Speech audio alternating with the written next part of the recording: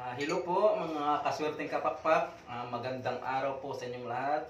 At nandito na naman tayo para pag-usapan natin kung ano ang mga feeds na dapat kong ipakain sa mga breeders ko at sa yung mga may inakay. So ngayon, yung ating pares ay bumili ako ng pagkain. Unti-unti lang, i-mix ko lang yun para sa mga may inakay, para malusog sila, lumaki, at maganda ang production ng ating mga inakay, malusog sila. No? Iba din ang pagkain ng mga breeder lang na wala pang inakay. So ngayon, may binili ako dito mga kaswerteng kapakpak. Ito ay yung lugayan natin, empty pa. Lalagyan na natin sila ng mga mix kung ano ang ipapakain natin, no? Doon sa mga may inakay na, kasi meron akong visual and follow dito. Naglalabas na naman. Sa sunod na vlog, i-flex ko sa inyo kung sino ang breeder or ang nabilhan ko dito. Legit talaga siya na legit ang mga karga ng mga niya. Back to back push lang siya, binili ko. First clutch, naglabas ng visual. Pangalawang clutch, naglabas ulit ngayon. At salamat sa Diyos, no? So yun, naalagaan natin. Kahit man na low mute o high mute ang ating mga inakay, dapat nating alagaan at pakainin ng tama para sila ay malusog. So ngayon, ito. Ang ginawa ko mga kaswerteng kapakpak, bumili ako ito ay sarili ko lang, disclaimer lang po ito ay base lang sa aking karanasan. At lagi ko na itong ginagawa pagka meron akong inakay. Ito lagi ko nang ginagawa. No? So, ito ay sarili kong mix. Ganoon naman talaga mga nag-iibon, may sariling mix. No?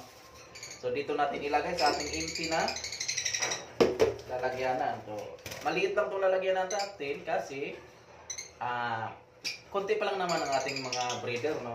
Nag-umpisa pa lang po tayo mga kaswerteng kapakpak. Mga 1 year pa lang po tayo. No? Nagpaparami pa po tayo. Kapag dumami na, saka na siguro natin i-out for alam nyo na. So, ayan. Sa aking bumili ako ng kalahating oat growth, kalahating kilong oat growth. Ito yon. Ito yung oat growth ko, kalahating oat growth, kalahating kilo, at kalahating kilong cannery. Yan, cannery, no? Cannery. Tapos 1/4 na sunflower. Marami ang 1/4 ng sunflower, baka hindi ko to ubusin, no? Yan. Tapos 1/4 na chick booster.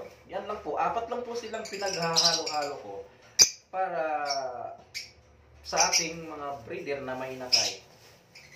Ang purpose ng cannery, mabilis siyang matunaw sa ating mga inakay. Itong cannery tsaka So, ang gagawin natin, ihalo natin, ilagay na natin ito sa lagayan ang 1/4 na chick booster. 1/4 na chick booster. Lagay natin dyan. Ganyan lang kasimple ang aking routine pagka meron akong inakay.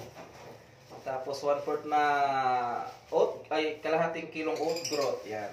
Halo natin dyan. Sabay-sabay na yan sa isang lagayan. Tapos kalahating kilong cannery, no? Ang cannery. Yan. Mabibili po yun ito lahat sa ating malapit na mga poultry supply. Meron po ito. Tapos ito, sa tingin ko, madami yata ang 1/4 ng sunflower. Hindi natin ubusin siguro. Pero okay lang naman to. Okay lang din naman pag inubos na. Ubusin na lang natin. Kasi alam niyo mga kaswerteng kapakpak, iwas-iwasan natin maglagay ng sunflower doon sa mga breeder na hindi pa nangingitlog. Yung mga pinagtapas pa natin. Bakit? Kasi ang sunflower po, mabilis po itong magpapataba. Yan ka tendency, yan ang purpose natin para ibigay natin ito sa mga may inakay para po sila ay mabilis tataba at malusog. Pero bawal na bawal po ito na susubrahan mo pagbigay doon sa mga breeder natin kasi po magkakaroon po sila ng sapula. Ang ibig sabihin ng sapula, yun po yung sakit ng mga hin tapos magkakaroon ng taba. Akala mo sila buntis pero hindi. Ang taba po yung sa may bandang puwita nila at pagkakaroon po sila ng sapula, hindi na po sila mag-iitlog. Hindi na po sila mag-iitlog. Yan. Ayan, nakita nyo yung nasalo. Ito yung layer na po sila. Ito yung chick booster. Ito yung growth, canary, at sunflower. So, halo natin. Ayan. Halo lang natin. Mix-mix lang natin to. Ganyan lang kasimple. Ayan. Kasi nagpapakain tayo, once a day lang eh. Once a day lang po ang papakain. Pero, hindi naman naubos yun. Tansado ko na yung basta once a day. Para pag tingin mo sa kanilang lagayan, pag nasimot na yun, saka kami magbibigay. Kasi pag sa katagalan mong iibon, tansado mo na yung maubos yung ibon mo. Tansado mo na. Halo na siya. Yung scoop ng gatas ng pambibi, pag natibla ka ng gatas, isang ganun lang. Ayan. Ito, para to sa mga mainakay. Marami na po ito kasi yung breeder ko dito, 3 lang po ang mainakay. Isa yung nag-iinakay po yung aking foster parents, saka yung split dan follow, nag-iinakay siya ng 3. So, unti lang. Malamang matagal po itong uubusin.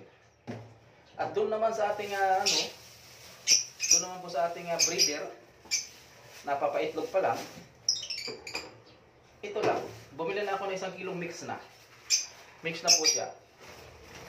Ang mga bigatin ng mga breeder, no? Ang mga bigating breeder, sila na po may sarili po silang mixture ng bumili ka lang na ito mix na to eh. May bibili ka sa poultry supply na mix na siya. Pero yung mga bigating breeder natin, may sarili silang mix. Kung ba saan hiyang yung kanilang mga ibon. So ilagay lang natin dito, yan. As simple as that. Yan. So, yan. Ito yung sa mga breeder natin na wala pang inakay. Yan, yan. Ayan, no?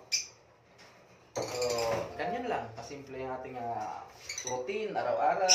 At tataba yung ating mga alaga. So, hanggang dito na lang mga kapakpak. Kaswerteng kapakpak. Mini aviary.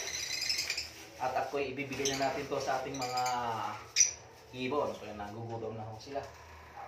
So, natabayan mo sa susunod na vlog. Pag-usapan natin, marami pa tayong pag-uusapan. So, hanggang till next time, mga kaswerteng kapakpak. Bye-bye. Love you. Ingat po kayo lagi. Salamat.